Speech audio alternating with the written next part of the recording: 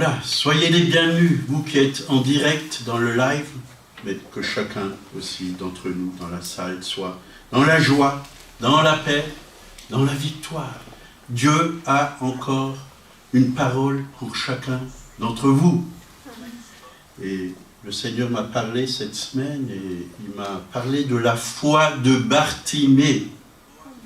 Et on va voir dans la parole comment Bartimée s'en est sorti. Il a fait confiance au Seigneur. Et nous aussi, nous voulons lui faire totalement confiance. Il a des projets de paix et de bonheur pour chacun d'entre nous. Il ne veut pas qu'on reste dans la détresse. Il ne veut pas qu'on reste dans la dépression. Il ne veut pas qu'on reste dans la maladie.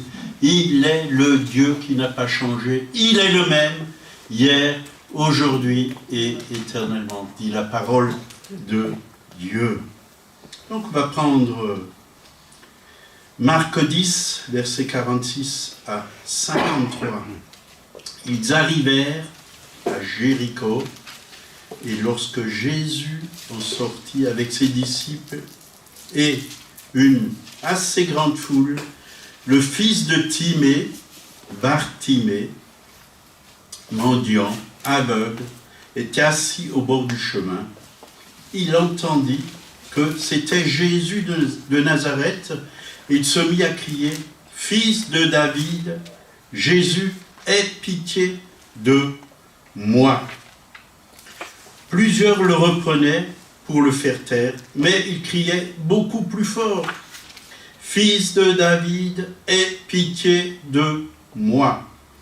Jésus s'arrêta et dit « Appelez-le » et ils appelèrent l'aveugle en lui disant « Prends courage, lève-toi, il t'appelle. » L'aveugle jeta son manteau et, se levant d'un bond, vint vers Jésus. Jésus, prenant la parole, lui dit « Que veux-tu que je te fasse ?» Rabouni, lui répondit l'aveugle, « Que je recouvre la vue. » Et Jésus lui dit, « Va, ta foi t'a sauvé. » Aussitôt, il recouvra la vue et suivit Jésus dans le chemin. N'est-ce pas merveilleux ce que le Seigneur a fait pour Bartimée? Et il veut le faire aussi pour chacun d'entre nous. Vous voyez, ce n'est pas seulement les aveugles physiques qui ont besoin de vue, mais il y a beaucoup d'aveugles spirituels qui ne voient pas que Jésus est le Fils de Dieu, qui ne connaissent pas Jésus. Il y a bien souvent des écailles devant les yeux qui ont besoin de tomber. Et Dieu veut faire tomber les écailles de nos yeux. Où on voit peut-être le Seigneur, mais on ne le voit pas bien. On n'a pas une bonne vision de qui il est. Mais Dieu nous a laissé sa parole pour que nous puissions le connaître. Bien connaître, savoir qui il est, connaître son cœur, connaître l'amour qu'il a pour nous. Il veut notre bien. Donc le fils de Timée, Bartimée. Timée, en grec, veut dire honneur. Et bar, en araméen, veut dire fils. Donc, le fils de l'honneur. Voyez, le fils de l'honneur. Il était mendiant aveugle, donc il avait un handicap. Pour pouvoir se nourrir, se vêtir, c'est pour ça qu'il mendiait, il devait mendier, lui. Donc Bartimée porte le nom d'un père ou un grand-père qui a été célèbre et honoré. Mais lui aussi, pour un fils d'honneur, il avait besoin de retrouver son honneur. Et parfois on perd notre honneur, comme Bartimée. Il était vraiment mendiant, dépendant du bon vouloir des autres, parce qu'il avait besoin, il ne pouvait pas travailler, il avait besoin qu'on lui donne à manger, qu'on lui donne une pièce, qu'on lui donne quelque chose, qu'on vienne à son aide. Et ce n'est pas toujours facile d'être dépendant des autres. Hein. Donc, lui, on voit qu'il était assis au bord du chemin. Or, les autres étaient debout. Vous voyez? Il avait l'impression d'être inférieur aux autres. Parce qu'il était assis et les autres étaient debout. Il les voyait d'en bas. Et les autres le voyaient d'en haut. Et là aussi, nous devons faire attention comment on voit ceux qui sont autour de nous. Et nous devons avoir le regard de Dieu. Les aimer. Ce n'est pas parce que nous on est debout et que d'autres sont assis. Et il n'y a pas longtemps, j'étais à Strasbourg et j'ai vu un jeune homme comme ça devant la cathédrale qui mendiait. Et les gens passaient. Puis le Seigneur me dit, va le voir, va lui donner quelque chose. Mais donne-lui surtout la parole de Dieu. Et je lui ai témoigné de Jésus, comment il a transformé ma vie. Et entre-temps, j'ai perdu Monique, j'ai perdu François, Agnès qui étaient avec moi, ils sont partis, puis il n'était plus là, quoi. J'étais seul avec cet homme, mais il a avalé toutes les paroles, puis je l'ai béni, j'ai prié pour lui, que vraiment il puisse rencontrer le Seigneur, et il était très reconnaissant, il a dit « Merci pour toutes ces paroles, ça vaut plus que de l'argent ». Mais bon, il avait besoin aussi d'argent, et je crois que c'est bon de pouvoir témoigner. Parfois, on passe à côté, comme ça, de gens qui souffrent sans s'occuper d'eux. Et si le Saint-Esprit nous attire, allons vers ces personnes. Apportons-leur pas seulement des choses terrestres, mais quelque chose qui vient du ciel, quelque chose qui vient d'en haut. Parce que notre espoir est en Jésus-Christ. Donc, pour le Fils de l'honneur, c'était un peu dur de se retrouver assis en train de mendier. Mais gloire à Dieu. Il n'était pas sourd, ni muet. Il pouvait entendre, il pouvait parler. Voyez, ça c'est quelque chose de merveilleux. Il entendit que c'était Jésus de Nazareth qui passait. Donc, et il avait sa voix pour crier « Fils de David, aie pitié de moi ». Vous voyez, fils de David. Il savait que Jésus était le Messie. Sinon, il n'aurait pas crié « Fils de David ». Il savait que Jésus était celui qui guérissait. Est-ce que tu sais que Jésus est le Messie?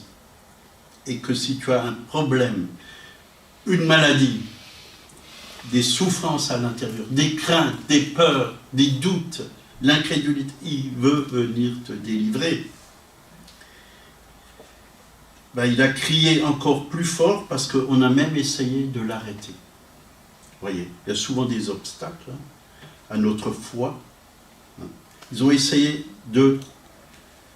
qu'il ne crie pas trop fort, mais il a encore crié plus fort.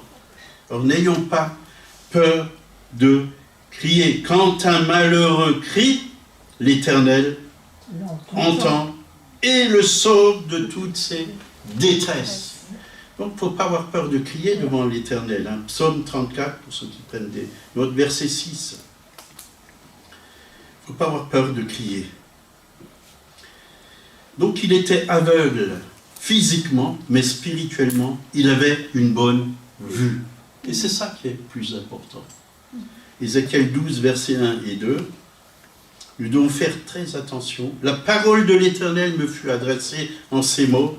Fils de l'homme, tu habites au milieu d'une famille de rebelles qui ont des yeux pour voir et qui ne voient point, des oreilles pour entendre et qui n'entendent pas, car c'est une famille de rebelles. Donc Dieu reproche à cette famille la rébellion qu'il y avait dans leur cœur. Parce qu'on peut voir toutes sortes de choses autour de nous, mais ne pas voir vraiment le Seigneur. On peut être aveugle spirituellement. On peut être sourd spirituellement, ne plus entendre la voix de Dieu. Et même en tant que croyant, chrétien, même né de nouveau, on peut s'éloigner de Dieu.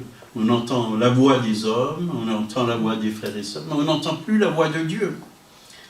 Mes brebis entendent ma voix. Important que nous puissions écouter ce que le Saint-Esprit nous dit. On va parfois chercher des conseils à droite, à gauche, on va même chez des prophètes, mais la solution, elle est en Jésus-Christ. Et c'est ça qui est le plus important, de trouver en Jésus-Christ tout ce dont nous avons besoin. Il est notre source. Bien souvent, on veut que ce soit les hommes qui soient notre source. Donc, que Dieu nous donne des yeux pour voir physiquement, bien sûr, les choses humaines, mais aussi pour qu'on puisse voir dans l'esprit. De Corinthiens 4, verset 17, « Car nos légères afflictions du moment présent produisent pour nous, au-delà de toute mesure, un poids éternel de gloire, parce que nous regardons non point aux choses visibles, mais à celles qui sont invisibles. Car les choses visibles sont passagères et les invisibles sont éternelles. » Je ne dis pas qu'il ne faut pas voir les choses visibles, mais on ne doit pas se laisser influencer par les choses visibles. Et aujourd'hui, beaucoup de gens se font influencer par les choses visibles. Ils regardent la télé et on annonce toutes sortes de mauvaises nouvelles. Mais Dieu veut nous annoncer une bonne nouvelle. Et quand on écoute les mauvaises nouvelles, il y a des craintes qui peuvent venir s'installer dans notre cœur. Mais quand on écoute la bonne nouvelle de la parole de Dieu, c'est la foi qui vient s'installer dans notre cœur. Cette foi qui vient de Dieu, qui est victorieuse. Cette foi qui nous ouvre les yeux, comme cette foi a ouvert les yeux à Bartimée. On a besoin de faire attention à ce qu'on voit et de ne pas se laisser influencer par ce qu'on voit, mais de se laisser influencer par la parole de Dieu. La Bible est claire, elle dit, la foi vient de ce qu'on entend, et ce qu'on entend vient de la parole de Christ. Romains 10, verset 17. En tout cas, elle vient, c'est ce qui est important. La foi vient de ce qu'on entend. Et ce qu'on entend de la parole de Christ. Il est important d'écouter la parole de Dieu, ce qu'elle nous dit, de la méditer. Vraiment qu'elle puisse nous pénétrer, qu'elle puisse rentrer dans notre être intérieur, dans notre esprit, et qu'elle puisse nous donner cette foi pour recevoir de Dieu ce dont nous avons besoin. Et que Dieu soit élevé et glorifié, parce qu'il n'a pas changé. Sa parole demeure éternellement. Il ne change pas. Il est le même, hier, aujourd'hui, éternellement. Et Marc 10, verset 48, plusieurs le reprenaient pour le faire taire, mais il criait beaucoup plus fort, « Fils de David, aie pitié de moi !» Il savait que Jésus avait la capacité de le guérir. Personne ne pouvait le faire taire. Son cri était le cri de sa foi. Parce qu'au fond de lui-même, il savait que Jésus avait la capacité de le guérir. Et personne ne pouvait arrêter la foi au Fils de David. Où mets-tu ta foi? Dans les choses de ce monde? Ça, c'est la foi humaine. Ou dans le Seigneur? Ça, c'est la foi divine qui vient de Dieu. La foi au Sauveur. Dieu honore la foi. Hébreux 11, verset 6. Or, sans la foi, il est impossible de lui être agréable. Car il faut que celui qui s'approche de Dieu croit que Dieu existe et qu'il est le rémunérateur de ceux qui le cherchent. Dieu récompense notre foi si nous le cherchons. La foi honore Dieu et Dieu honore la foi. Donc le fils de l'honneur, Bartimée, a honoré Dieu par sa foi. Et Dieu a honoré sa foi. N'est-ce pas merveilleux? Amen. Marc 4, verset 49. Jésus s'arrêta et dit, appelez-le. Ils appelèrent l'aveugle en lui disant, prends courage, lève-toi. Il t'appelle. Prends courage. Prends courage. Ne te décourage pas face à ton problème, face à tes difficultés, face aux embûches. Faites-le taire. On a voulu le faire taire.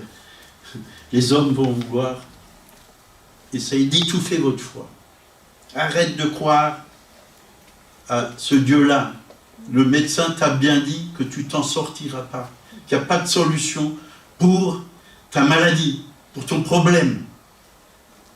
Tu n'y arriveras pas. Donc, prends courage, lève-toi, il t'appelle. Le Seigneur t'appelle.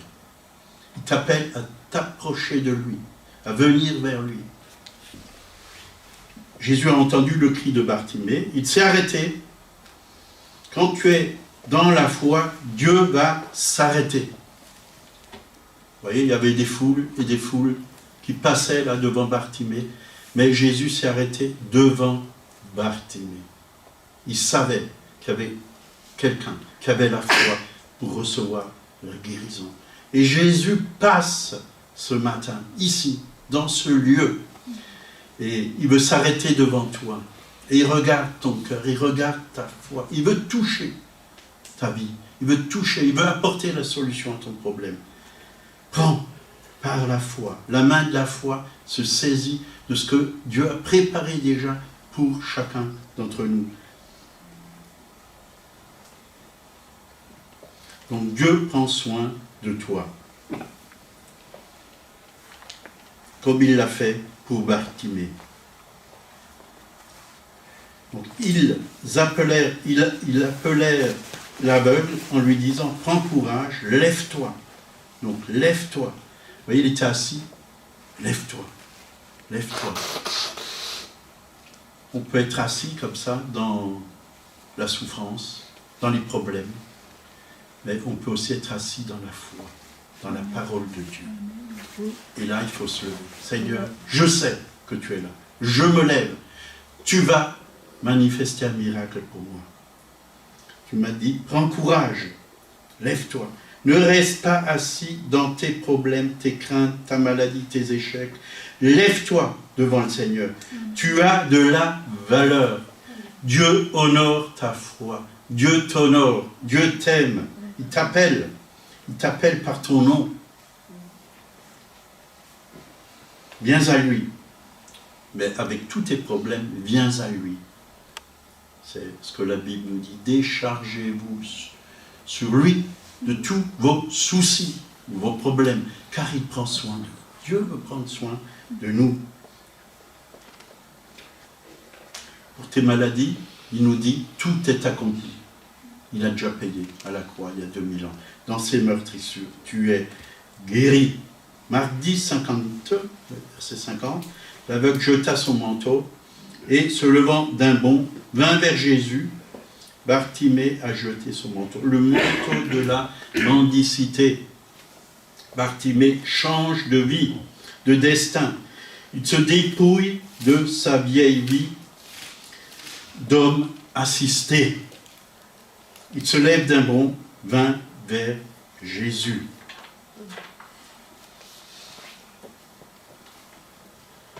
Il vint vers Jésus. Il fait un pas de foi. Jésus prend la parole, lui dit, « Que veux-tu que je te fasse ?» Donc Jésus donne la possibilité à Bartimée de s'exprimer. Donc Dieu connaît tout de nous, mais il aime que nous nous exprimons. Il aime qu'on exprime notre foi. Bartimée répond, « Rabouni ». Donc Rab en hébreu, c'est le nom, ça veut dire grand, mais Bouni veut dire maître, grand maître, grand maître. Il a réalisé que vraiment Dieu était grand, que le maître était grand. Est-ce que vous réalisez que Dieu est grand, qu'il est tout puissant, qu'on a un grand Dieu, mais qu'on a aussi un petit diable vaincu, puisque Jésus l'a vaincu. Alors il faut qu'on ait le bon regard sur nos problèmes, nos maladies, sur le diable. Dieu a tout accompli, Dieu a tout porté à la croix. Jésus est beaucoup plus grand que tous nos problèmes. Il est la solution. Le maître est celui qui sait. Votre Père céleste sait ce dont vous avez besoin, dit la parole. Donc nous sommes ses élèves, puisque lui est le maître, et on peut dire, élève veut dire disciple. On apprend de lui. Ce qui veut dire apprenti ou disciple. Que veux-tu que je te fasse? Que je recouvre la vue. Et Jésus lui dit, va, ta foi t'a sauvé. Sauvé. Bartimée avait vu avec les yeux de la foi que la vue était déjà sienne. La guérison lui appartenait. C'est ça la foi. Ça nous appartient. Demandez, croyez que vous l'avez reçu et vous le verrez s'accomplir. Ça, c'est la foi. Aussitôt, verset 53, il recouvra la vue et suivit Jésus sur le chemin. Suivre Jésus, c'est quelque chose de formidable. C'est les disciples qui suivent Jésus. Quand Jésus avait guéri les 10 aveugles, il n'y en a qu'un qui est venu et qui a été reconnaissant. Les 10 autres, ils voulaient la vue, c'est tout ce qu'ils voulaient, mais ils ne voulaient pas venir vers Jésus pour être reconnaissant et peut-être même pas pour le suivre. Le mot sauver, donc, ta foi t'a sauvé, en grec signifie sozo, garder sain et sauf, délivrer du danger et de la destruction, sauver du périssement, de la maladie, redonner la santé, délivrer des peines du jugement par le Messie. N'est-ce pas merveilleux? Aussitôt il recouvra la vue et suivit Jésus sur le chemin. Jésus est le chemin, il n'y en a pas d'autre. Il est la vérité, il est la vie. Nul ne vient au Père que par moi. Voilà, Bartimée a rencontré le Messie, mais il savait qu'il y avait ce chemin qui le menait au Père, qu'il avait un Père dans le ciel qui s'occupait de lui, qu'il aimait. Et c'est important de connaître aussi notre Père céleste. Jésus, c'est notre grand frère, c'est notre sauveur. Mais Dieu le Père, important de connaître Dieu le Père. Donc il l'a suivi sur le chemin, Luc 9, versets 23 et 24. Puis il dit à tous, si quelqu'un veut venir après moi, qu'il renonce à lui-même, qu'il se charge chaque jour de sa croix et qu'il me suive. Car celui qui voudra sauver sa vie la perdra, mais celui qui perdra la vie à cause de moi la sauvera. Donc, il le dit pour tous, pas seulement aux apôtres, aux prophètes, aux évangélistes, aux pasteurs, aux docteurs, mais à tous. C'est-à-dire, nous devons renoncer à notre vie. Nous ne nous appartenons plus à nous-mêmes. Nous appartenons maintenant au Seigneur. On ne veut pas faire notre volonté, mais on veut faire la volonté de Dieu. S'abandonner totalement à lui. Et quand on s'abandonne à lui, c'est ça, prendre aussi sa croix. C'est aller sur son chemin. Et parfois, on ne sait pas où le Seigneur va nous emmener. Parfois, on reçoit comme ça un coup de fil, et puis bon, le Seigneur nous dit, va visiter cette personne qui t'a téléphoné, elle a des problèmes, elle a besoin de toi, elle a besoin que tu l'écoutes, elle a besoin de ta prière, elle a besoin de ton amour, elle a peut-être besoin que tu lui donnes quelque chose pour l'aider. Alors, suivre Jésus, c'est la foi. Le juste vivra par sa foi, ou par la foi. On a vraiment besoin d'être de ceux qui suivent Jésus. Marc 10, verset 50, l'aveugle jeta son manteau, se levant d'un bond, vint vers Jésus. Donc, c'est-à-dire, on se débarrasse de notre vieille vie, de la vie du pécheur, des manteaux, du manteau sale, des habits sales. On se revêt de Christ, de cette nouvelle vie, de cette nouvelle identité qu'on a en lui. Et on le suit. Ésaïe 61, verset 10. « Je me réjouirai en l'Éternel, mon âme sera ravie d'allégresse en mon Dieu, car il m'a revêtu des vêtements du salut. » Voilà un nouveau vêtement, le vêtement du salut. Il m'a couvert du manteau de la délivrance. Le salut, la délivrance, comme le fiancé s'orne d'un diadème, comme la fiancée se pare de ses joyaux. Voyez, Bartimée a reçu un nouveau vêtement, le manteau du salut, de la délivrance, de la justice, de la faveur de Dieu.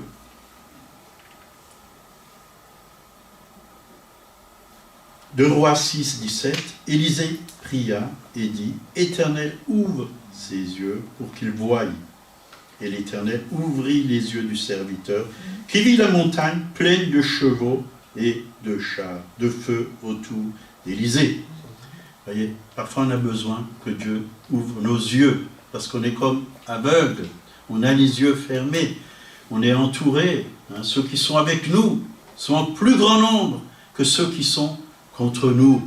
Le vainqueur est avec nous. Les anges de Dieu sont en beaucoup plus grand nombre que les démons.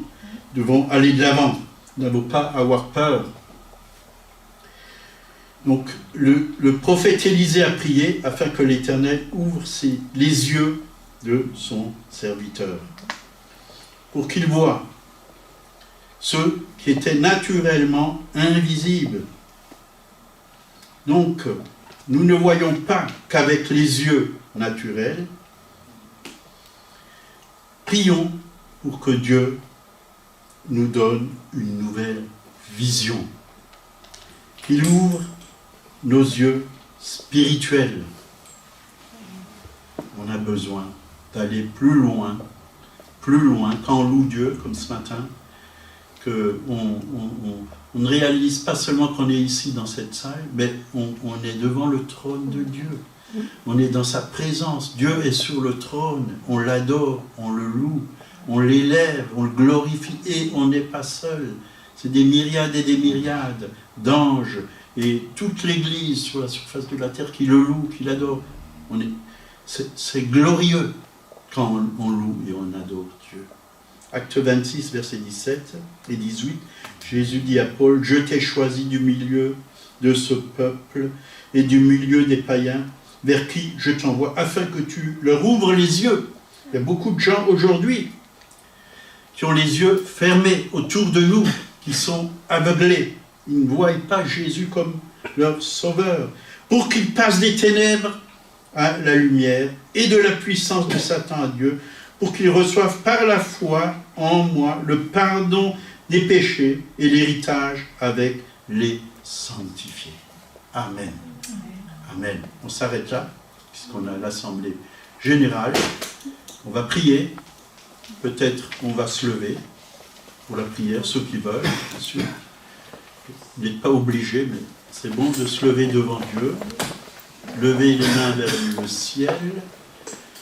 Et on va demander à Dieu de manifester sa grâce sur chacun et chacune. Seigneur, merci parce que tu manifestes maintenant ta grâce sur mes frères et sœurs. Tu sais ce que chacun a besoin, Seigneur.